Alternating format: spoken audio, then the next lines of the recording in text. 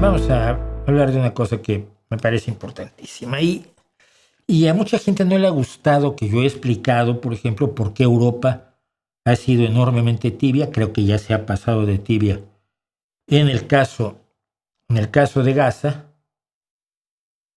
pero también hay movimientos. Es decir, Francia decidió reconocer el Estado palestino. Italia dijo que solo reconocerá a Palestina si Palestina reconoce a Israel. Pero los cancilleres de Andorra, Australia, Canadá, Finlandia, Francia, Islandia, Irlanda, Luxemburgo, Malta, Nueva Zelanda, Noruega, Portugal, San Marino, Eslovenia y España ya hemos reconocido o expresado la disposición o actitud posible de nuestros países para reconocer al Estado de Palestina como un paso esencial para la solución de los dos estados, y hacemos un llamamiento a todos los países que aún no lo han hecho a que se sumen a este llamado. Esa cantidad de países no lo era hace 2 años. La cantidad de países que han reconocido al Estado palestino ha aumentado enormemente.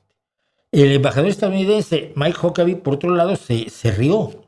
Dijo: la declaración de Macron sobre un Estado palestino no especificó dónde se establecería. Ahora puedo revelar en exclusiva que Francia ofrecerá la Riviera Francesa y que la nueva nación se llamará Frankenstein, en alusión a Frankenstein. Ese es un embajador en Israel, ¿no? Un tipo que tiene el nivel de un luchador de los más tontos.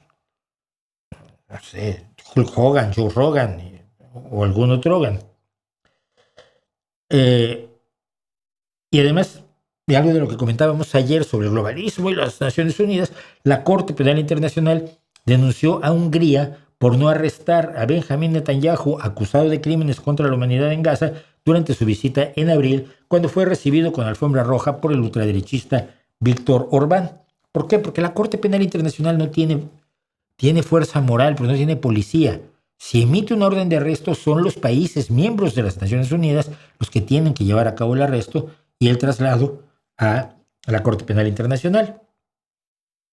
La Corte dijo que Hungría hizo una grave obstrucción a la justicia internacional. Bueno, mucha gente me ha pedido que hable más del tema, pero es que no hay mucho más que decir. Se está cometiendo un crimen brutal día tras día, de una manera que trasciende toda posibilidad de justificación. Y mira que yo conozco pro-israelíes que se las están viendo en problemas para realmente justificar lo que se está haciendo. Es que es contra Hamas. No, mira, estás disparando contra civiles.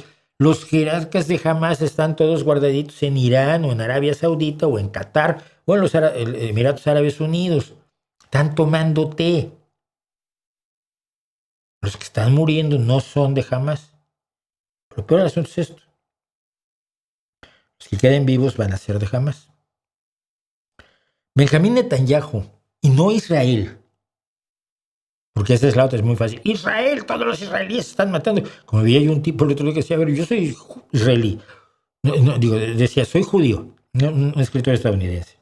O sea, yo soy judío y soy enemigo de lo que está haciendo Israel hoy. Pero me están atacando a mí como si yo fuera parte de las acciones, o como si yo justificara las acciones de Israel por el solo hecho de ser judío. Claro, eso es muy fácil que pase. Yo recuerdo aquí mismo, lo he comentado alguna vez, cuando viene un grupo de baile israelí, jóvenes, 18, 17, 16 añitos, venían a bailar al teatro principal que hay aquí en Gijón, el Jovellanos. Y los de Izquierda Unida fueron a tratar de impedir que bailaran, porque ¿cómo iban a bailar si eran israelíes? Es que son los que están matando palestinos. No están bailando. Los que están matando palestinos son los que tienen los del fusil, que dice IDF, vestidos de militares. Esos. Y estos chavales vienen a bailar. Yo me acuerdo, me peleé con gente de Izquierda Unida. Al final la policía tuvo que intervenir, le abrió la cabeza al entonces secretario de Izquierda Unida. Y ya no está entre nosotros, pobre churruca. Pero eso es muy grave. Eso es muy grave porque los nazis, los antisemitas, los racistas, tienen ahora un pretexto. Benjamín Netanyahu les ha dado un pretexto como hace mucho no se les daba, para afirmar que la culpa de todo la tienen todos los judíos, todos los israelíes, todos los defensores de la existencia misma del Estado de Israel. Eso es gravísimo. toda la buena voluntad que pudiera ser necesaria para acabar con el antisemitismo, la ha quemado en Gaza Benjamín Netanyahu. Eso no es lo grave es que la ha quemado junto con miles y miles de personas absolutamente inocentes. Habrá matado algunos miembros de Hamas, seguramente habrá matado a algunos milicianos de Hamas, pero es una minoría. De los 50, 60 mil seres humanos, los que ha aniquilado en estos 2 años. El problema siempre de Medio Oriente ha sido el odio atizado entre los distintos grupos, y en particular entre los árabes y los israelíes, los judíos. Y sobre todo en los inicios de Israel, cuando Israel era solo un estado judío, no tenía 20% de árabes como tiene hoy, además de una gran cantidad de ateos, etc., ¿no? Musulmanes, ortodoxos, coptos, hay de todo en Israel. No se le puede considerar como un estado solamente judío. Pero incluso los odios entre hermanos árabes y este odio eterno de sufís contra chiís se ha puesto un poco en suspenso, o se puso un poco en suspenso en los primeros años de la existencia de Israel. Y entonces los árabes todos juntos le hicieron la guerra en el 48, en el 63, en el 67 y en el 73. Claro que a los palestinos refugiados pues nunca los absorbieron en sus propios países sus hermanos árabes, ¿no? Los tienen todavía en campos, hay campos de refugiados desde el año 73, estamos hablando de 52 años, de campos de refugiados en el Líbano. Pues los libaneses no han integrado a los refugiados palestinos de la guerra del 73 porque no les conviene tener a los palestinos también como carta, desgraciadamente, a jugar en el enfrentamiento contra Israel. Pero hoy los árabes tienen más razón que nunca para odiar a Israel y a los israelíes. Hoy los palestinos tienen más motivos que en muchos años para militar en Hamas. Hoy los nazis tienen mucho más pretextos para desgraciarle la vida a alguien por el solo hecho de ser judío. Netanyahu ha quemado muchas posibilidades de futuro en Oriente Medio en estos 2 años, casi 2 años ya. Fue en octubre de 2023, año y medio, que, como decía yo, era necesario responder a la barbarie de Hamas el 7 de octubre de 2023. Por supuesto que era necesario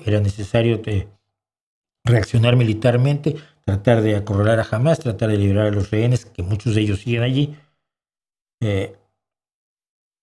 Pero lo que siguió no. Lo que siguió no era ni inaceptable, ni necesario, ni explicable más allá del propio odio de Netanyahu, o su propia visión quizás religiosa del gran Israel. Pero el odio que se está generando, que se está atizando día tras día hoy, va a tener consecuencias a mañana enormes, con muchos más muertos, con mucho más sufrimiento, con mucha menos capacidad de comprensión, que el que está enfrente es igual que tú, a veces igual de bruto que tú, a veces igual de asesino que tú, pero es igual que tú. Yo no puedo sino acordarme de Edward Said y Barenboim, hablemos de música, hicieron la orquesta del Diván Oriente-Occidente con músicos palestinos y israelíes para hacer una orquesta y hacer música juntos, ¿no? Uno de los muchos intentos de acercamiento que ha habido para que veas que el que está ahí enfrente es tu enemigo, pero no es distinto de ti, ¿no?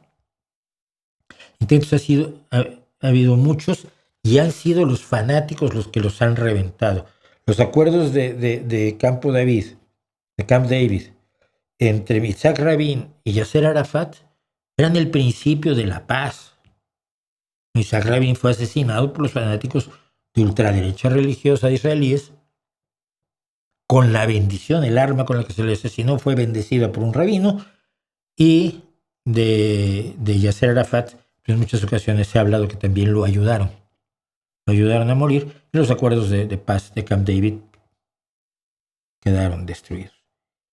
Lo que está haciendo Netanyahu es comprometer el futuro, la vida, la tranquilidad, la dignidad de millones y millones de palestinos y de israelíes inocentes. Y eso es lo que quizás más me entristece, una vez después de haber dicho que lo que más me entristece, por supuesto, es la pérdida de vidas inocentes. No solo de niños, que son los que más duelen por razones lógicas de que así somos los seres humanos, sino todos los inocentes de todo tipo, trabajadores simples y sencillos, carpinteros, vendedores de shawarma, médicos, ingenieros, estudiantes de ingeniería, barrenderos de las calles de las ciudades de la Franja de Gaza, todos vidas que por supuesto valen la pena, y los crímenes cometidos comprometen el futuro de todos. Y no debería ser así.